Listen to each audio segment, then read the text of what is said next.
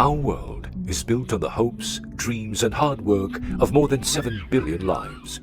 These are hearts and minds with everything to live for. Yet, we must always guard against the unexpected. Every life is precious, and protecting lives is Top Glove's driving ambition.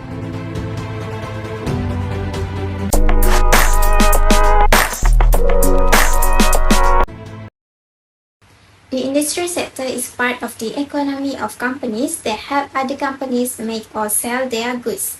The industrial, also called a secondary sector, because its goods and services go directly to other companies and not clients. So one of the industrial sectors in Malaysia is Top Glove. Top Glove is based in Malaysia and is the biggest glove maker in the world. Tan Sri Dr. Lim Wee Chai started the company in 1991 and has grown to become the world's largest manufacturer and distributor of rubber gloves. Top Glove makes a wide range of gloves such as rubber, nitrile, and vinyl gloves. These gloves are used in many industries such as healthcare, food processing, and industrial manufacturing. Even though Top Glove has been successful, it has had to deal with several problems recently. The COVID-19 pandemic has also affected the company. One of the issues for Top Glove Company is that they force their labor to work underpaid. The outbreak of forced labor in the Malaysian rubber glove industry is worsening due to abusive working and living conditions, travel restrictions, isolations, and excessive overtime based on analysis of a survey completed by 1,500 workers conducted by the UK-based Centre for Policy and Evidence on Human Rights and Modern Slavery. Top Glove is illegally evading labor regulations by forcing workers to work 7 days a week for wages below minimum wage, and its Heroes for COVID-19 campaign was criticized as illegal and unethical. Top Glove even asking workers to work an extra 4 hours on their day off for $2 an hour. Usually, employers are legally required to pay 11 ringgit 54 cent per hour for foreign manufacturing workers at Top Glove in Malaysia. However, Top Glove workers said that they were only paid 8 ringgit an hour. Workers at Top Glove are under pressure to meet higher quotas with fewer staff, earning little compensation, such as some workers claim they are required to work 12 hours 6 days a week, earn as little as £7 a day, and living in filthy hostels. Those who do try to turn down a company's call for overtime, either on top of a 12-hour shift or on an odd day off, can face consequences. Many are immigrants from Bangladesh and Nepal, leaving them vulnerable to debt slavery. Second issue of Top Glove is relies heavily on foreign workers. Top Glove Corporation Berhad relies on foreign workers because the wage rate for local workers have remained low. They choose to immigrate to earn better wages and salary. The willingness of foreign workers to accept low wages and poor working conditions has aggravated the problem by further depressing the wages of local workers. Top Glove has more than 11,000 foreign workers in Malaysia, hailing from countries such as Nepal, Bangladesh, and Myanmar. Overdependence on foreign workers has resulted in an outflow of currency, decline in productivity performance, and disturbed the social balance and the economy itself. Furthermore, the large number of foreign workers is seen as a security threat, as it is associated with rising crime rate and contagious diseases. Top Glove's revenue for the year ending 31st August 2021 was likely to shrink about 3.0% due to temporary closure of its production lines. The next issue of Top Glove is poor quality product, which is not environmentally friendly. In recent years, the company has been criticized for how it treats the earth, especially when it comes to how it gets rid of its goods.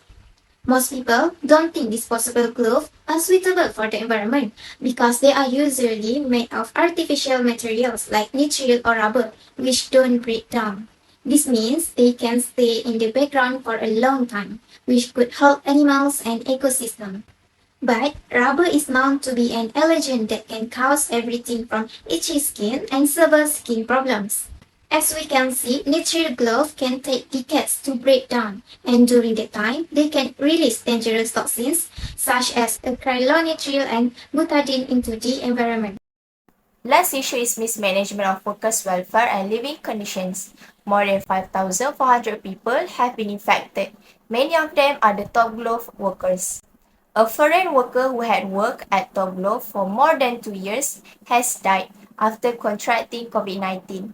He died after being diagnosed with COVID-19 pneumonia with lung fibrosis. Nepal and Bangladesh workers reported that they were sleeping in 24-person dorms, taking crowded buses to work, and that social distancing in factories was not maintained. Due to this incident, Top Glove's profit have surged during the pandemic, and the company faced repeated criticism over inefficiency management and its treatment of foreign workers, including claims that it has failed to protect them from the coronavirus. Hence, this mismanagement of Top Glove towards foreign workers led to the United States ban the import of some of its gloves over allegations of forced labor. One of the implications upon the issues is that United States import ban on Malaysia's stock glove over forced labor concern. US Customs and Border Protection banned disposable gloves from Malaysia due to allegations of forced labor and evidence of abuses of migrant workers. This evidence includes examples of debt bondage, excessive overtime, and abusive working and housing conditions. Top Glove, a Malaysian maker of rubber medical gloves, will be confiscated if they enter the US due to evidence of forced labor. This has caused a delay in Top Glove's proposal to implement the $1 billion Hong Kong listing. Due to the issues of US ban the import of Top Glove products, Bill Esterson, which is UK upper authority, urged the British government to ensure business interests are not put above human suffering. Therefore, it gives negative impacts toward Top Glove, where they suffered due to the US ban, losing major profit and revenue. Another implication is Top Glove records 3.6 billion ringgit net loss and face price or shares falling. Top Glove suffered a loss of 3.6 billion ringgit due to the import ban imposed by the US Customs and Border Clearance Order. But this is actually the sum of several affected companies. These numbers refers to the expected reduction in potential glove export revenue experienced by Malaysian glove makers. Malaysia's Top Glove shares plunged more than 8%, bringing losses this year to more than 54%, leading to a 48% drop in net profit, falling to 608 million Malaysian ringgit, and a 32% drop in revenue, which was about 2.1 billion ringgit. Top Glove share price fell due to an investigations into allegations of mistreatment of foreign workers, leading to an operating loss and a decline in glove demand after a hot issues that they underpaid their labor and forced them to work without a proper salary. Top Glove of Malaysia also has seen a 50% drop in its share price due to the global adoptions of the COVID-19 vaccination program, with its main rival Hartaliga Holdings Berhad also experiencing a decline in net profit. Mismanagement also made 28 factories to be closed due to COVID-19 in Klang Selangor to allow its workers to undergo screening and quarantine in an effort to contain the spread of the virus among Top Glove employees. According to the Ministry of Health, the Teratai cluster that is linked to Top Glove workers reported 1,067 new COVID-19 cases. There are also 2,524 positive cases reported to be relating to the Teratai cluster from Top Glove workers. A total of 2,524 samples are confirmed to be positive. Top Glove management did not take a good care of the workers' welfare. The dormitories of Top Glove's male and female workers does not have a proper social distancing, despite of COVID-19 cases rising up. The effects of the factories to be closed due to COVID-19 are the supply shortages that could push up the prices of medical rubber gloves. Top Glove Company also had predicted a delay in deliveries that would hurt sales in the fiscal year ending 30 August 2021. For the first recommendation is to improve worker living condition. The US Custom and Border Protection (CBP) has banned gloves made by Top Glove in July 2020, saying it had found abuse of migrant workers. They are faced with the issue of worker placement where their work live in a narrow and dense housing. They need to move their worker to more suitable accommodation, ensuring full compliance to social distancing within the accommodation and the availability of all required amenities and facilities. Top Glove can upgrade the housing it now offers to its employees. This can involve making simple repair to the current building or updating the amenities. Top Glove is also capable of constructing a brand new dorm or an hostel that meet to the requirement of Act 446 of 1990, the Worker Minimum Standard of Housing and Amenities Act. This hostel must be roomly, well ventilated, and equipped with the most fundamental convenience like restroom, kitchen, and laundry facilities. For workers, poor living condition can result in a variety of health issues, respiratory problem, allergy, and other ailments can be exacerbated by poor housing, crowding, inadequate ventilation, and exposure to chemical or pollution. Infectious disease risk can also rise in households with a poor living circumstance. More than 5,000 workers at Top Glove were infected, and one died in what became Malaysia's biggest cluster of the coronavirus in 2020. Good living conditions for workers can have a significant positive impact on their well-being, productivity, and overall quality of life. It also reduces stress level and boosts mental well-being, leading to increased productivity and better performance. And this reduces the risk of disease and infection, resulting in lower absenteeism rate. For the economy to be sustained by consumption expenditure, it is necessary to maintain a minimum wages level that gives a sufficiently high standard of living for the economy to be sustained. Mardia 2020 mentioned that higher wages and salary will decrease income disparity. Higher wages will lead to the greater consumption of goods and services, which the reason why higher wages will benefit to the economy. Besides that, it will result to the greater profit margin for the business sector and also fast-moving consumer goods or known as FMSG revenue and supermarket not profit capture positive spills at the micro level. This suggestion should be applied that reflect to the case of Top Glove Corporation Berhad forced labor practices in which this company was accused of underpaying the labor. In the case of salary increases, employees are able to purchase more, which in turn increases domestic consumption.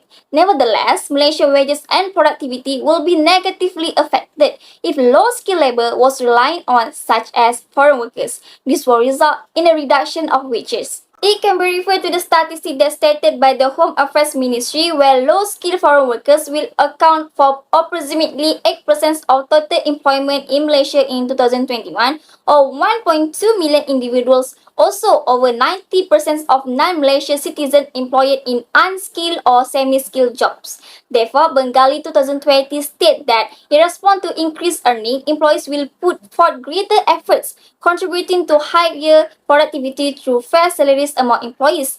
To reduce the dependency on low-skilled foreign labor and improve long-term economic growth, it is essential the efficiency, wage and salary increment.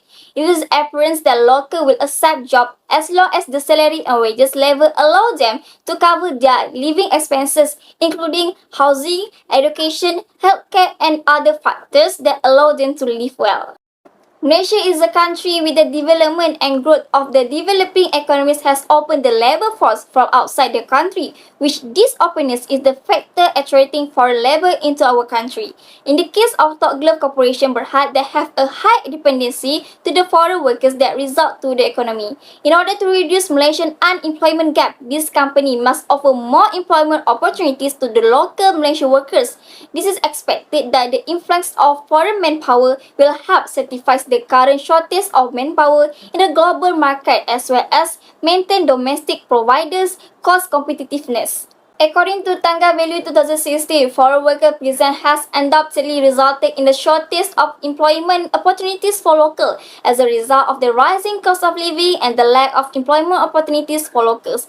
It will be best to give priority to the local workers in the economic sector since they will contribute back in the form of consumer expenditure and economic growth. Furthermore, the government should play an important role in keeping foreign workers' needs separate from local people in order to prevent competition between the two groups, particularly when it comes to the infrastructure. Thus, the government can lower the risk of poverty and unemployment by expanding employment opportunities for locals.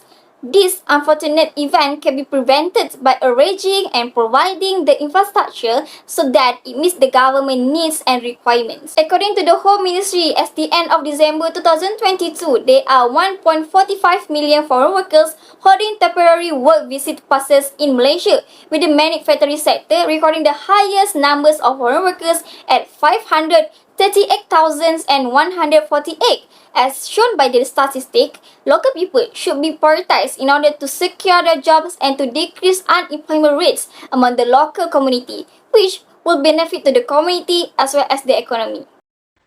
The next recommendation is to improve quality of product.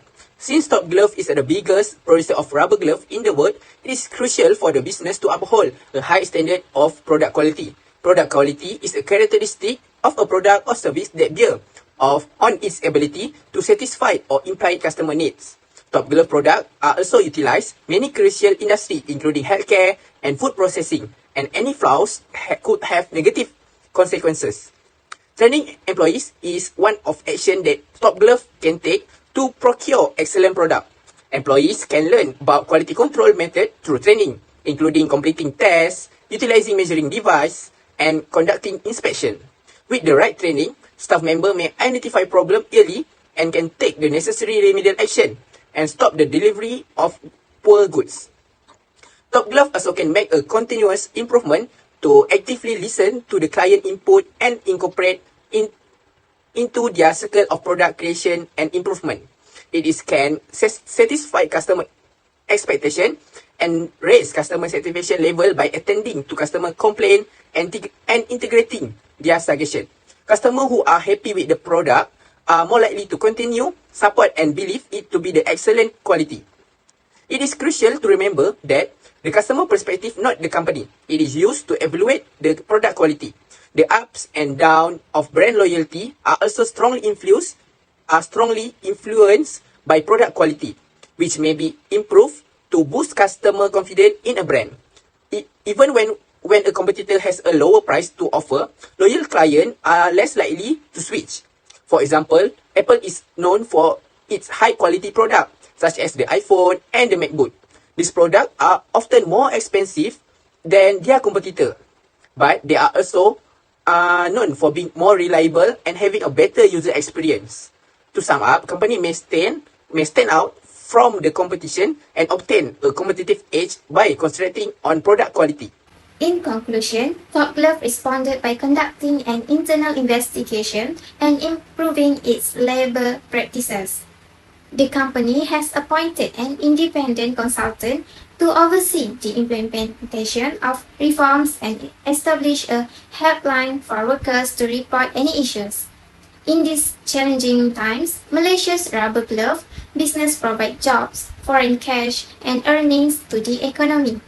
Expanding pricing and expanding demand have aided established enterprises' growth and encouraged new entries into the market.